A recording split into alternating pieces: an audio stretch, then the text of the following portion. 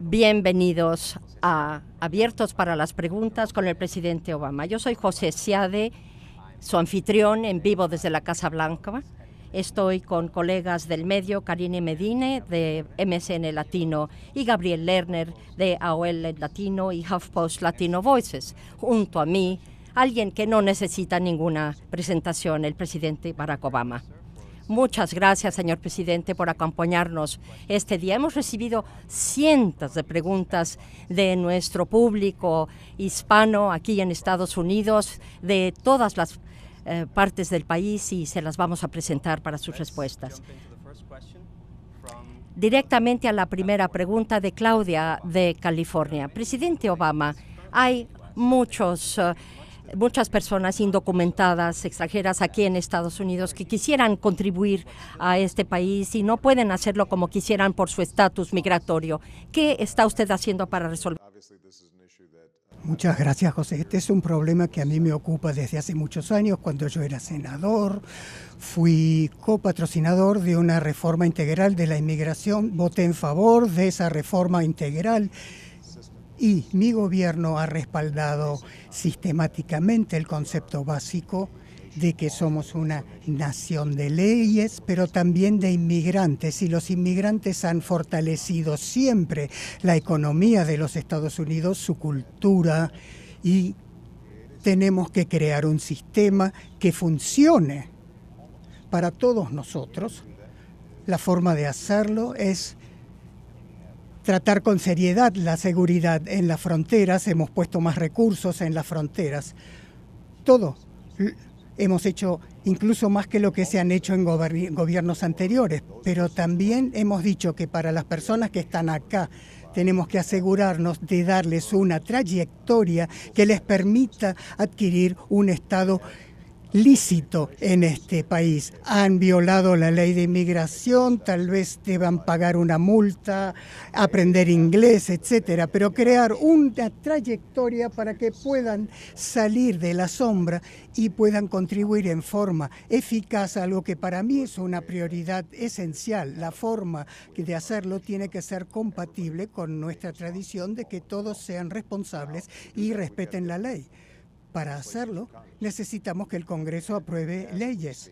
En el pasado hemos visto apoyo bipartidista en favor de la inmigración, de la reforma de inmigración, pero lamentablemente en los últimos años el Partido Republicano ha dejado de prestar apoyo a esta reforma integral de la inmigración. Muchos patrocinadores republicanos patrocinaban la ley DREAM o Sueño para jóvenes que no habían violado la ley, pero habían sido traídos por sus padres que eran inmigrantes ilegales. Ellos tendrían que poder estudiar, entrar en el ejército. Tenemos que poderlos dejar participar en el sueño estadounidense. El mayor reto ahora, la gran mayoría del Partido Republicano demócrata apoya la reforma de inmigración, pero el Partido Republicano no lo hace. Necesitamos 60 votos en el Senado. Nuestros senadores están tratando de inducir a los republicanos a que vuelvan a apoyar esto como lo hacían en el pasado. Entre tanto, estamos tratando de gestionar la aplicación de nuestras inadecuadas leyes de inmigración en forma humanitaria y justa. Tratamos de recalcar que nos enfoquemos en los de criminales violentos para deportarlos y enviar una señal clara de que nuestra prioridad en la aplicación de la ley no es perseguir a los jóvenes que van a la escuela y que respetan todas las leyes y tratan de hacer contribuciones a la sociedad. Pero hasta que llevemos a la aprobación de una ley de inmigración, tendremos que seguir enfrentando algunos de los problemas que he mencionado. Y para seguir en ese mismo tema, señor presidente, acaba usted de hablar de la importancia de dar cumplimiento a las leyes de inmigración. En el contexto de las deportaciones, dijo usted, señor, que muchas de esas deportaciones se centran en los delincuentes, pero hasta ahora hasta ahora no ha sido solamente respecto de los delincuentes que se han tomado estas acciones, y no han sido solo los delincuentes, ni siquiera la mayoría de delincuentes los que han sido deportados. En su gobierno y en los 8 años anteriores no han cambiado las leyes. Entonces, ¿por qué en su gobierno hay un cambio de énfasis?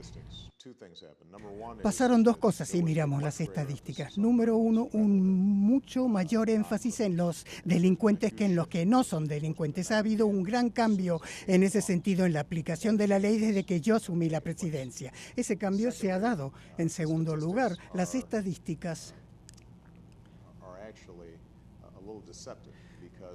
llaman a cierto engaño, porque lo que hemos estado haciendo con una mayor aplicación de la ley en las fronteras, hemos estado capturando a gente en las fronteras y volviéndolos de regreso a sus países. Eso ha contado como una deportación, aun cuando simplemente hayan estado detenidos 1 o 2 días y luego se los envió a sus países de origen. Así que hemos sido mucho más eficaces en las fronteras, pero no hemos sido más agresivos con niños que quieren acogerse a la ley DREAM si se promulga. Entonces, dentro de las restricciones de las leyes ya escritas y ya promulgadas, tratamos de ser lo más justos, humanitarios y justos posibles, reconociendo que las propias leyes tienen que ser cambiadas. Y yo no he cejado en mis esfuerzos de apoyar los cambios de las leyes para tener una aplicación fuerte de la seguridad en las fronteras, perseguir a las empresas que se aprovechan de los trabajadores no documentados para pagarles un salario ridículo, ínfimo.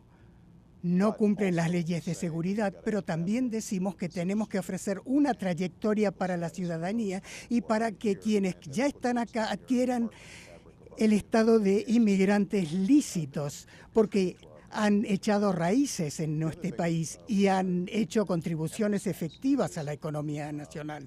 Otra cosa que quiero recalcar es que para quienes tienen la ambición de empezar una empresa, convertirse en empresarios, jóvenes con título universitario o título de avanzada, para que nosotros los capacitemos y enviarlos luego a otro país, no tiene ningún sentido. La historia de muchas de nuestras grandes empresas fueron iniciadas por inmigrantes que venían acá en busca de oportunidades, y queremos asegurarnos de que, tanto en términos de quienes están acá realizando trabajos que otros tal vez no quieran hacer, pero también quienes tienen una gran capacitación y puedan crear empleo para todos los estadounidenses. Queremos dar oportunidades a esos dos tipos de personas. Mi primera pregunta viene del señor Polanco, de MCN Latino. Señor presidente, la ley que usted ha presentado ofrece exoneraciones impositivas para las pequeñas empresas y reparar caminos y puentes. Eso parece una solución a corto plazo para un problema muy grande. 23% de los que podrían contribuir en esto serían latinos. ¿Qué piensa usted hacer para los 4,000 empleos que podrían empresas que podrían volver a emplear?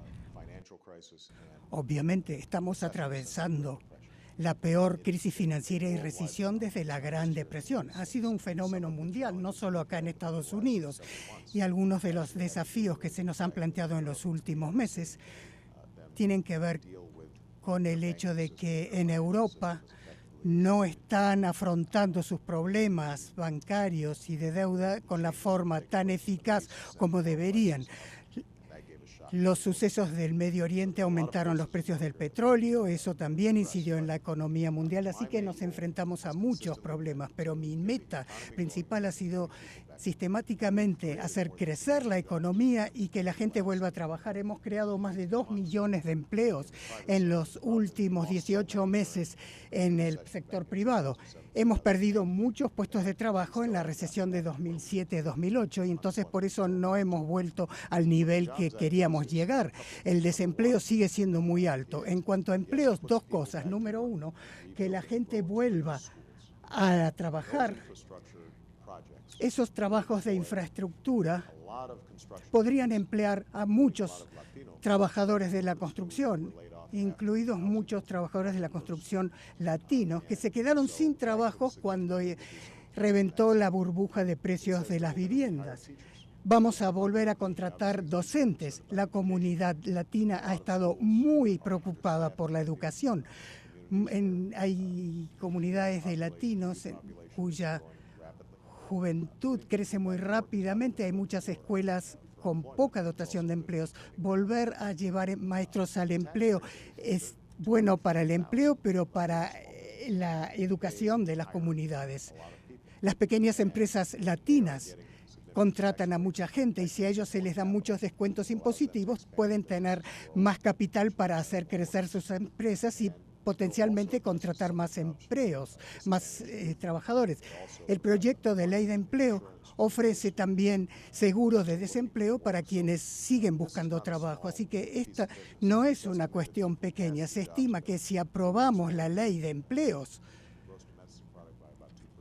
ampliaríamos el PIB nacional en alrededor del 2% y veríamos 1.900.000 personas encontrando empleo. Eso reduciría mucho la tasa de desempleo. Usted de todas maneras tiene razón en que el desafío a largo plazo es cómo se crea una economía que sea más competitiva, más productiva y emplee a más personas. Y para hacerlo tenemos que mejorar nuestro sistema de educación y por eso recalcamos tanto la reforma dirigida sobre todo a las escuelas que no tienen un buen desempeño y esto afecta en forma desproporcionada a las comunidades afroamericanas y latinas que dejan la escuela y si no tienen un grado de universidad, después van a tener problemas encontrando trabajo. Hemos hecho hincapié en esto y hay que cambiar la forma en que funciona el programa de préstamos a los estudiantes. En vez de pasar por los bancos, ahora hemos liberado alrededor de 60.000 millones de dólares que podremos ofrecer para becas y préstamos. Y en consecuencia hemos visto que la tasa de matriculación de estudiantes de origen latino en las universidades ha aumentado mucho en los últimos meses. También tendremos que reconstruir mucha infraestructura. Probablemente tengamos un proyecto a 10 años de reconstrucción de nuestros aeropuertos, escuelas, puentes, carreteras y un esfuerzo sostenido en inversión en nuestra infraestructura podría hacer volver a trabajar a mucha gente y tendrá un gran efecto a largo plazo. Y también tenemos que seguir recalcando o haciendo hincapié en las exportaciones. Históricamente los Estados Unidos eran una base de fabricación, fabricábamos cosas y las vendíamos en el exterior. En los últimos 15 años hemos estado consumiendo, importando de China y otros lugares. Pero la fabricación se ha hecho en otros países. Lo que nosotros tenemos que hacer es tratar de hacer volver la fabricación acá a los Estados Unidos, especialmente en áreas de avanzada, como, por ejemplo, vehículos de avanzada, autos más eficientes que se construyen acá, con tecnología electrónica. Esa será una industria de crecimiento. Tenemos que promover eso. No va a haber solamente una sola cosa, por así decirlo, mágica. Hay que seguir invirtiendo en tecnología, recalcar las exportaciones, la infraestructura, pero lo más importante es asegurarnos de capacitar a nuestros jóvenes, porque las compañías hoy se ubicarán donde esté la fuerza de obra más calificada y hay que asegurarse de que los estudiantes de origen latino, que van a ser el grupo de mayor crecimiento en Estados Unidos, van a ser quienes que serán la fuerza laboral del futuro, junto con los afroamericanos y los estadounidenses de origen asiático y los estadounidenses blancos, que cada uno de esos jóvenes tiene que capacitarse.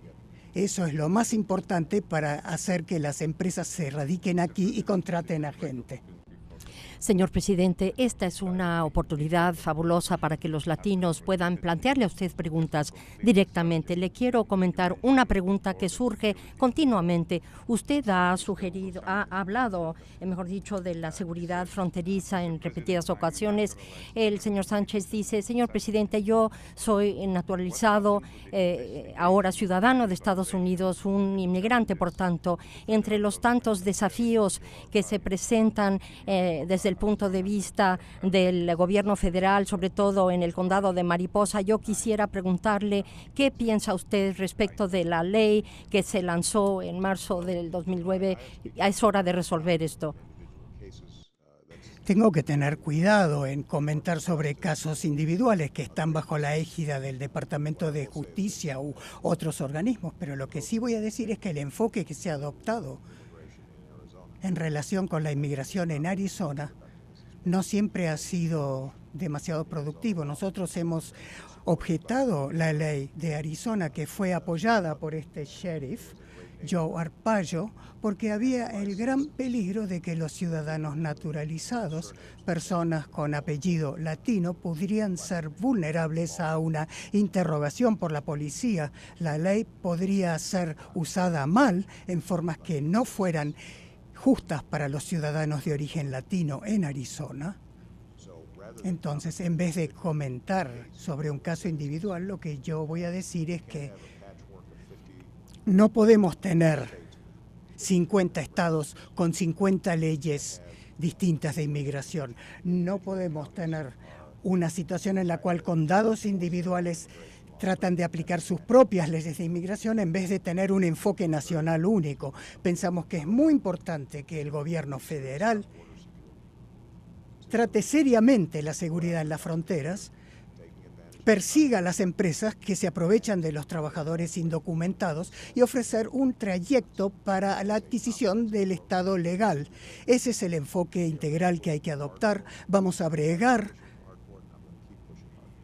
No cejaremos en nuestros esfuerzos de bregar por esto. Lo más importante para su público, lector y sus públicos en general, que para cambiar las leyes tienen que pasar por la Cámara de Diputados, que está actualmente controlada por los republicanos, y en el Senado, donde necesitamos 60 votos. Tristemente no lo hemos logrado todavía. Y digo tristemente porque hace pocos años los republicanos reconocían que había que corregir nuestras leyes de inmigración.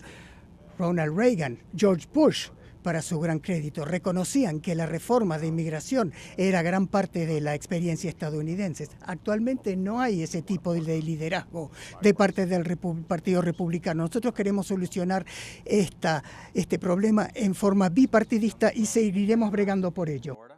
Esta pregunta viene de Dalimar, en Florida. Como el acoso está aumentando de una manera muy preocupante en Estados Unidos, quisiera saber qué podemos hacer para desalentar este tipo de actividad de acoso en grupos raciales y sobre todo en la escuela, esta agresión. Es una pregunta muy importante. Hemos tenido la primera conferencia sobre acoso y agresión acá en la Casa Blanca, porque para los jóvenes ya es suficientemente difícil crecer sin encima verse expuestos a un acoso constante. El tipo de acoso y agresión que vemos ahora, incluso a través de Internet y los nuevos medios, puede ser demasiado perjudicial para los jóvenes. Lo que hemos tratado de hacer es ofrecer información y herramientas a los padres, a las escuelas, a las comunidades, para que luchen contra este tipo de tendencias al acoso. Gran parte del mejor trabajo ha sido hecho por los propios jóvenes que empiezan campañas contra el acoso en sus propias escuelas, mostrando cómo hay que respetar a todos, sin perjuicio de su raza, su religión, su orientación sexual. Y cuando hay un entorno escolar o en una escuela donde eso no, los propios jóvenes no lo aceptan, donde ellos dicen no vamos a tolerar este tipo de acoso o este tipo de agresión, esto termina siendo la mayor diferencia porque los jóvenes reaccionan con mayor dinamismo a veces que sus mayores, y nosotros estamos tratando de darles herramientas a los jóvenes para que reaccionen contra el acoso y seguiremos tratando de trabajar con esto en las comunidades. Entonces, ¿va a tener usted una conferencia al respecto en la Casa Blanca? Ya lo hemos hecho hace unos 4 o 5 meses. En esa conferencia han habido grupos sin fines de lucro, líderes religiosos, escuelas y algunos estudiantes también. Ahora ellos han organizado conferencias regionales en todo el país para que sea posible impedir este tipo de acoso. La pregunta siguiente viene de Whitey, California, y la plantea Mike. ¿Qué puede hacer Estados Unidos para reforzar, para apuntalar la economía mexicana? ¿No podríamos crear una alianza más fuerte con México que disminuiría la inmigración y reduciera los costos de la seguridad en la frontera? Es muy importante, como lo reconoce la pregunta, que si podemos fortalecer la economía mexicana, la gente se verá menos incentivada a buscar empleo en los Estados Unidos. Nosotros recibimos con beneplácito a los inmigrantes, pero estoy seguro de que muchos mexicanos preferirían quedarse en su país, crear empleo y hacer crecer sus familias en su país, pero no siempre han tenido esos incentivos. Ese es un desafío a largo plazo. La economía mexicana está muy integrada a la economía mundial y la estadounidense, así que México se vio muy afectado por la recesión. Yo tengo una excelente relación con el presidente Calderón y hemos analizado toda una gama de formas en que podamos mejorar el comercio transfronterizo. Por ejemplo, hemos analizado cómo podemos cambiar la infraestructura de la frontera para que las mercancías puedan fluir con mayor facilidad en ambas direcciones.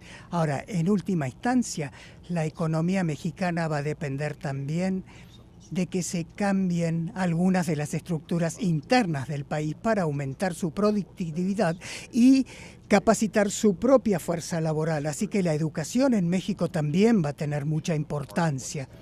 Parte de lo que ha pasado en México es que muchas personas se han visto desplazadas del sector agrícola y se han mudado a las ciudades donde carecen de las aptitudes necesarias para ocupar los puestos de trabajo de las ciudades que requieren una mayor aptitud. Entonces la educación tiene tanta importancia en México como en Estados Unidos. Nosotros queremos realmente trabajar con México en torno a su propio programa de desarrollo, porque cuanto más puedan ellos generar industrias y empresas en su propio país, en cierta medida esa va a ser una de las mejores soluciones para las presiones de inmigración que hemos visto en el último decenio. Señor presidente, por lo que hace a la ley en defensa del matrimonio, aquí tiene una pregunta de Kevin, del Carolina del Norte. Yo soy un homosexual americano gay, enamorado de un extranjero. Como sabe usted, no puedo apoyar la solicitud de mi novio para que pudiera venir a residir en este país. ¿Qué puedo hacer mientras espero a que la ley de defensa del matrimonio quedara derrocada por los tribunales? ¿Qué hago mientras tanto? Nosotros tomamos una decisión que fue muy importante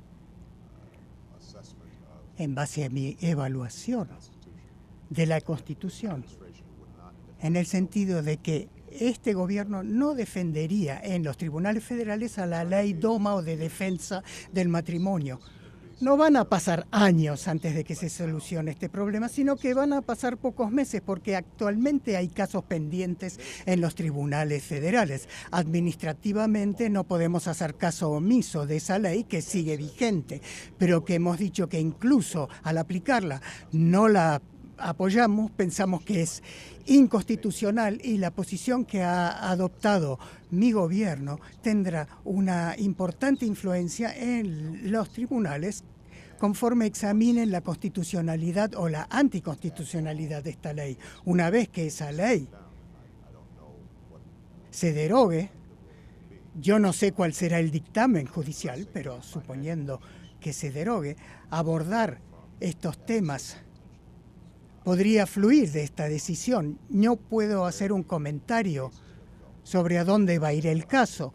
Yo solo puedo decir lo que yo pienso. Es que la ley de defensa del matrimonio no tiene sentido, es injusta. No pienso que satisfaga las demandas de nuestra Constitución. Entre tanto, también he dicho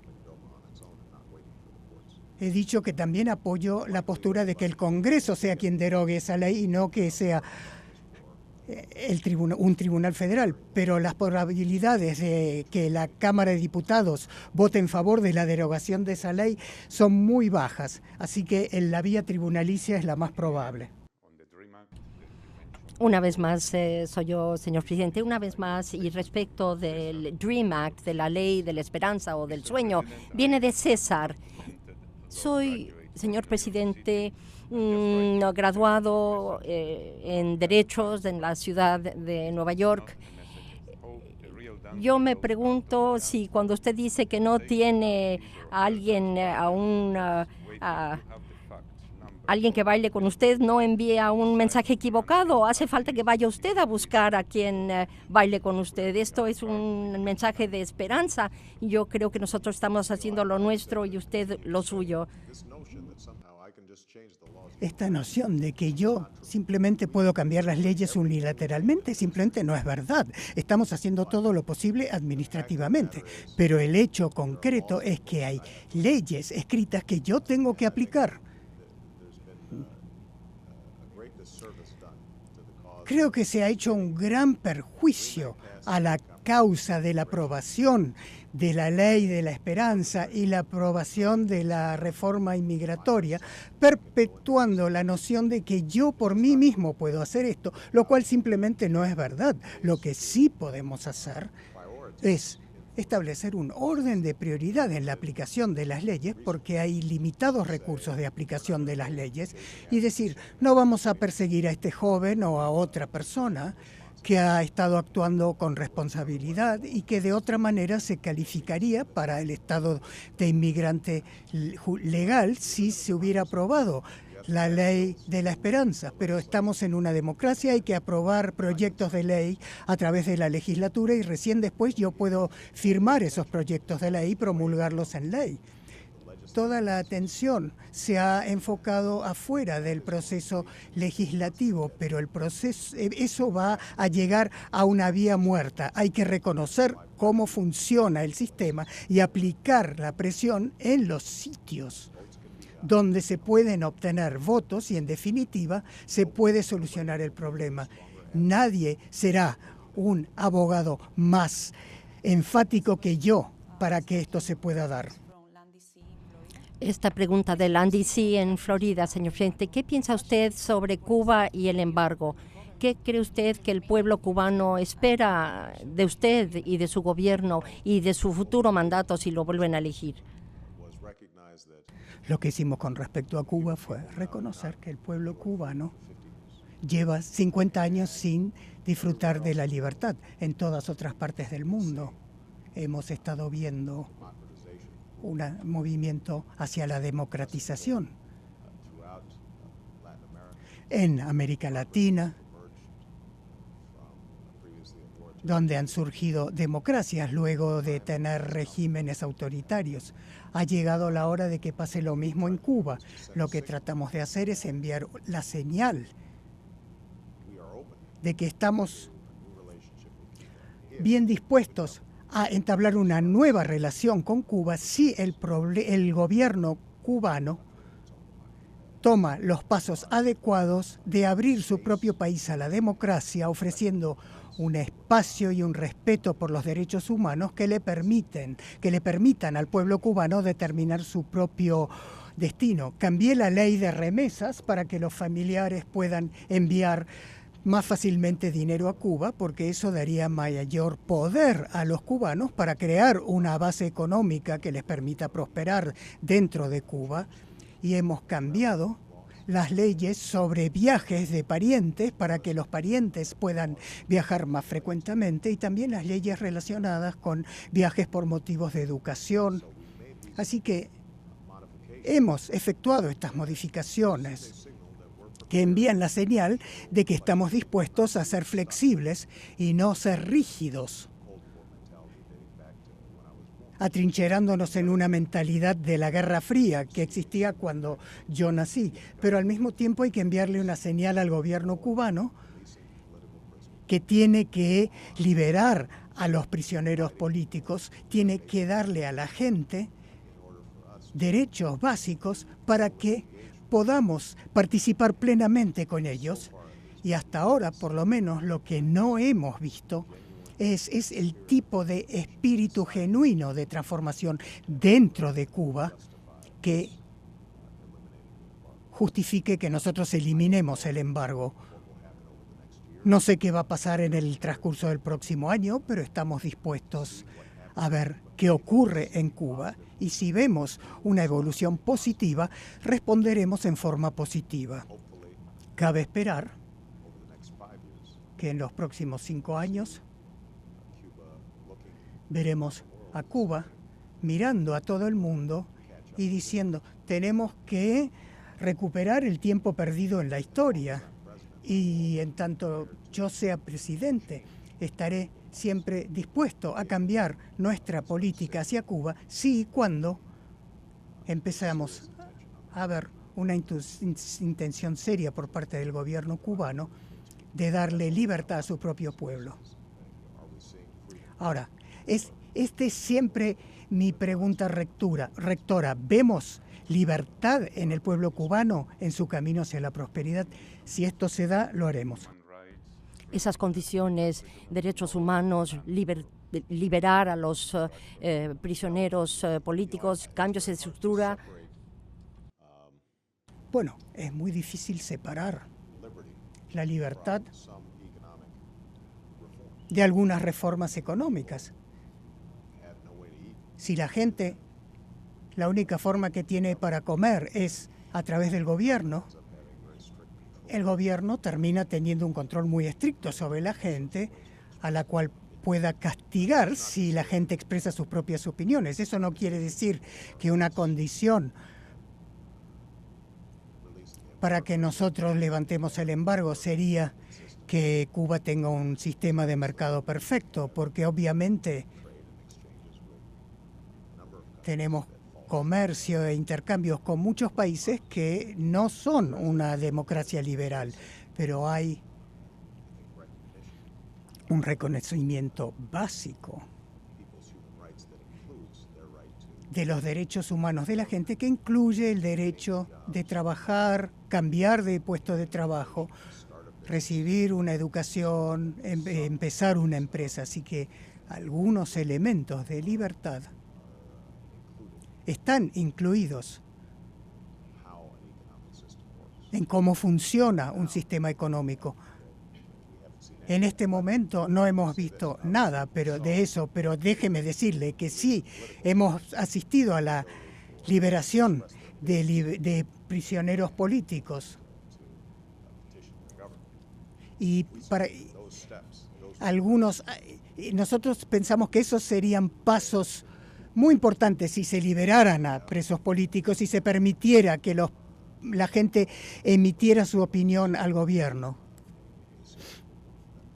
Eso sería una señal de un movimiento serio en esa dirección en Cuba. Señor presidente, esta pregunta viene de Karina, de Ohio.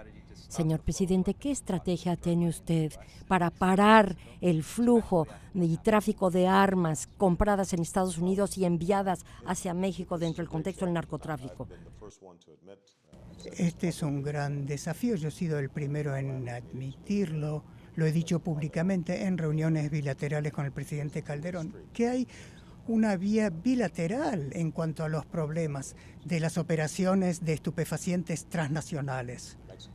El gobierno mexicano ha luchado con mucho coraje contra estos carteles de estupefacientes. Eso es lo adecuado.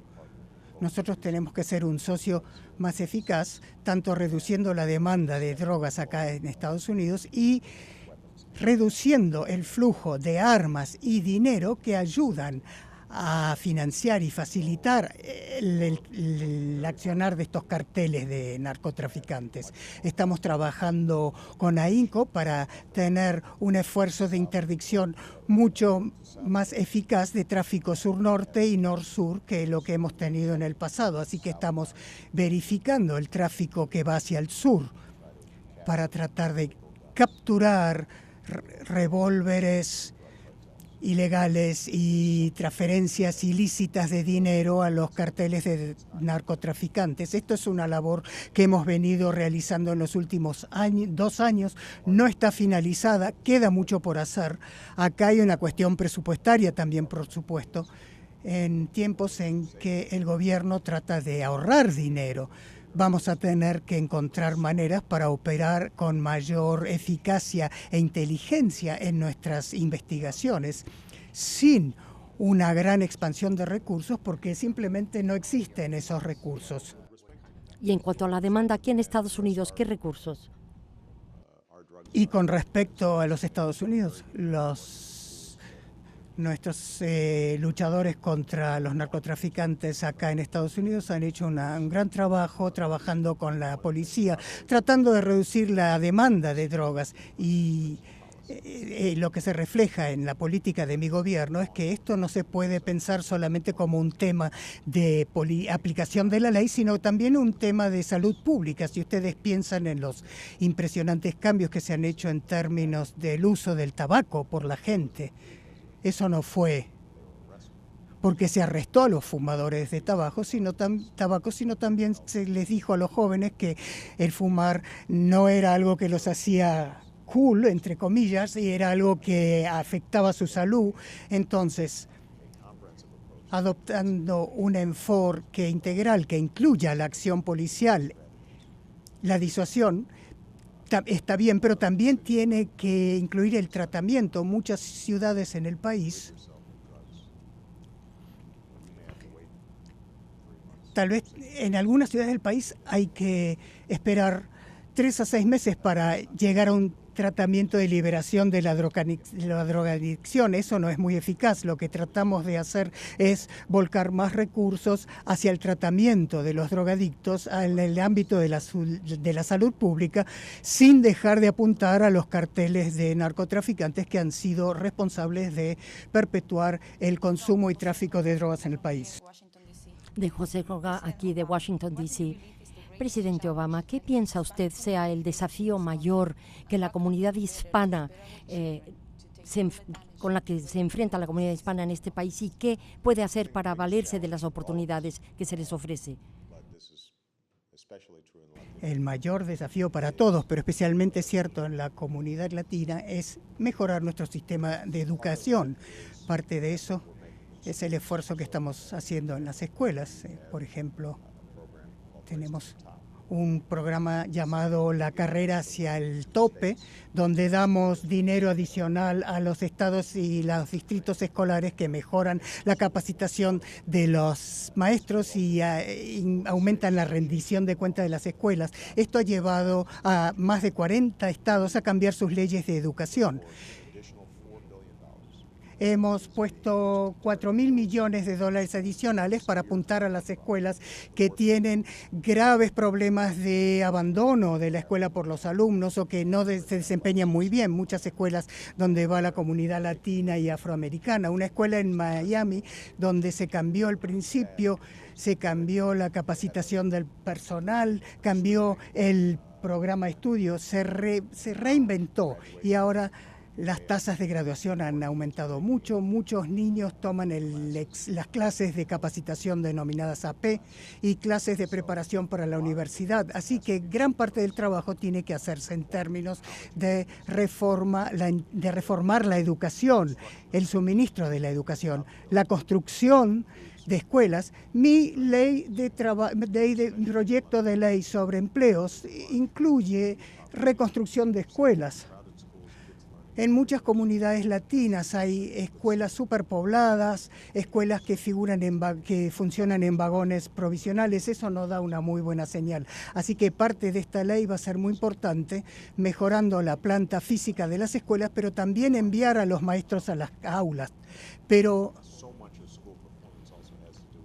gran parte del desempeño de la escuela también tiene que ver con la actitud del hogar, los padres y las comunidades. Un mensaje fuerte que yo doy a todos los estudiantes, pero especialmente a los de origen latino y afroamericano, es que no abandonen la escuela, es que ya ha pasado el día en el cual sin una educación se podía obtener un trabajo y mantenerse, porque incluso si no se va a una universidad de 4 años, se necesita una cierta capacitación de avanzada en una universidad de la comunidad comunitaria. Hay que saber manejar computadoras, hay que saber matemáticas, hay que poder comunicarse eficazmente.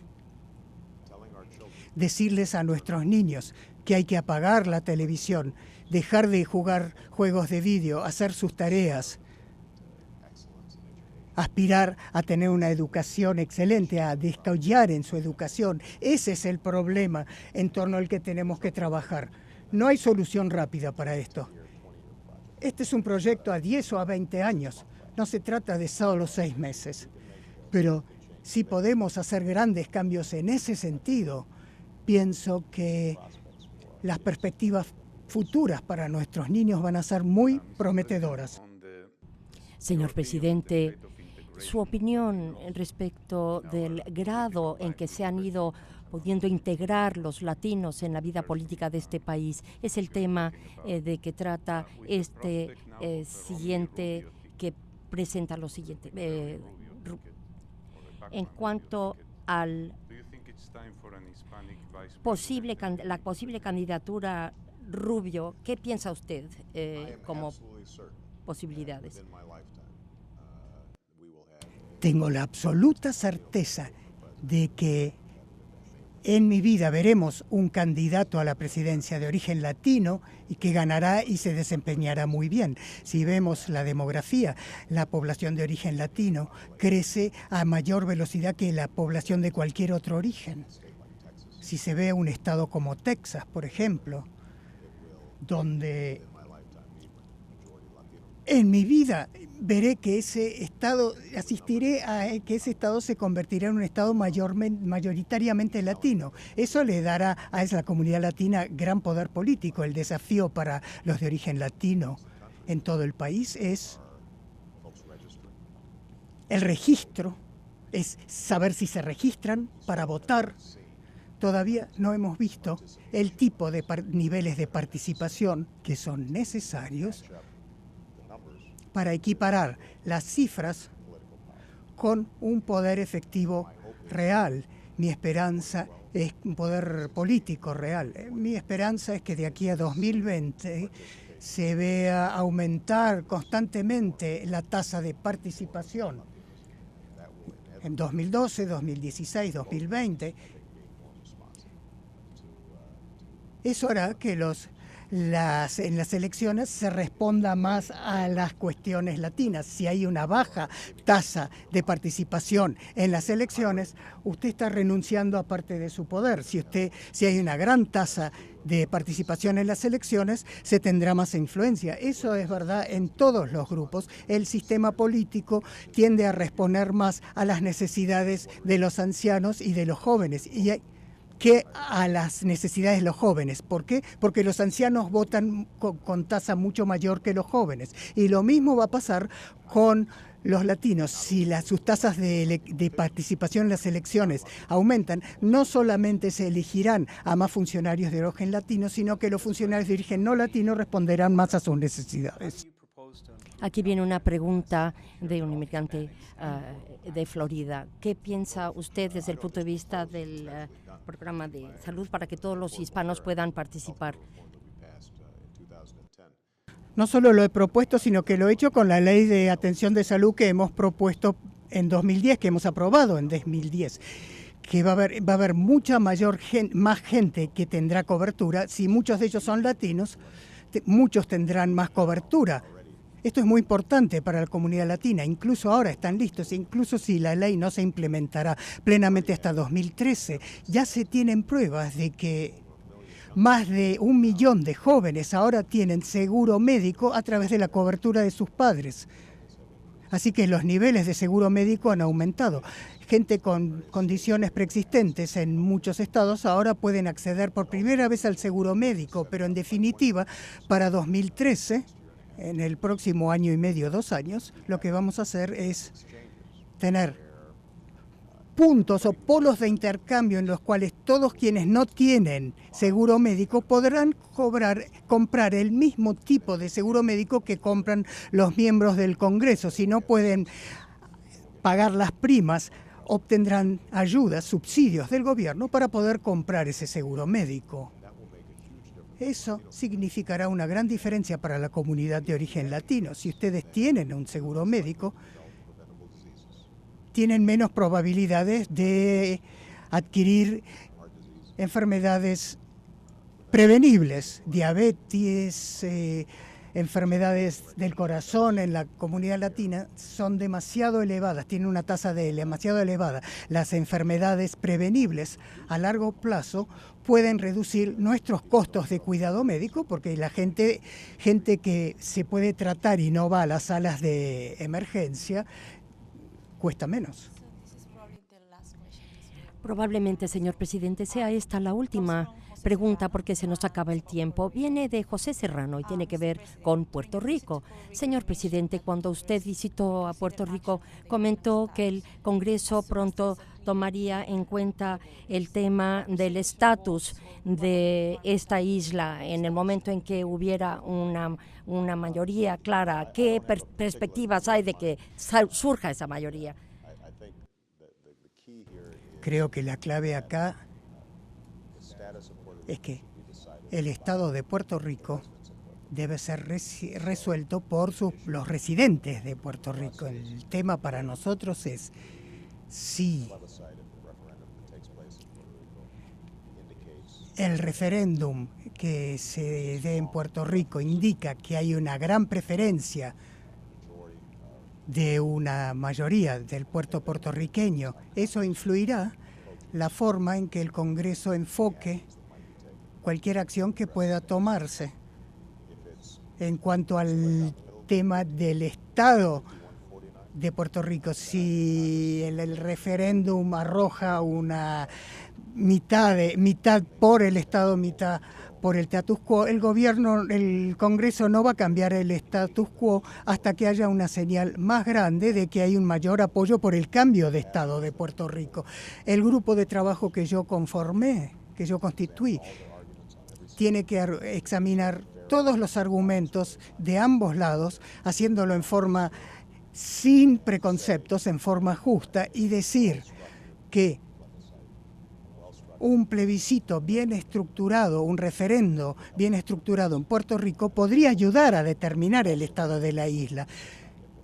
Esto no se ha adoptado, pero se ha recomendado que si el plebiscito es inconcluyente, podemos establecer un proceso en el Congreso que conduzca a un ulterior examen de cuáles serían nuestras opciones. Pero de momento lo más importante, creo, es ver si hay un sentido de orientación claro del propio pueblo puertorriqueño. Si sigue dividido a grandes rasgos en mitades, el Congreso no podrá oponerse a una solución u otra.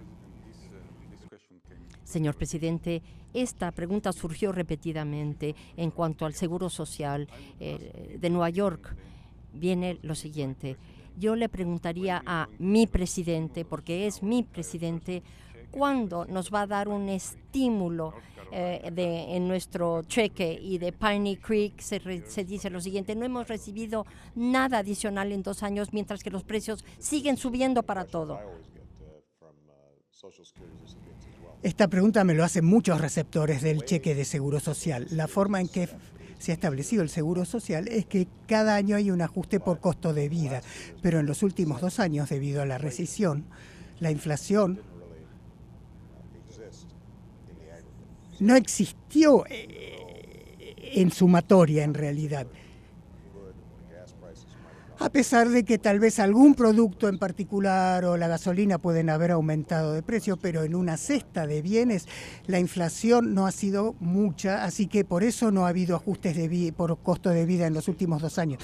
Creo que la gente piensa que fue algo que nosotros decidimos, pero es algo que se da automáticamente. Nosotros prevemos que la gente empezará a recibir un ajuste por costo de vida este año, porque este año se ha registrado una importante inflación, especialmente en alimentos y los precios de la gasolina. La expectativa es que este año sí recibieran ese ajuste. En los últimos 2 años no lo recibieron, no porque yo no quisiera hacerlo, sino porque la ley dijo que sin inflación no hay ajuste. Nosotros propusimos al Congreso ofrecer un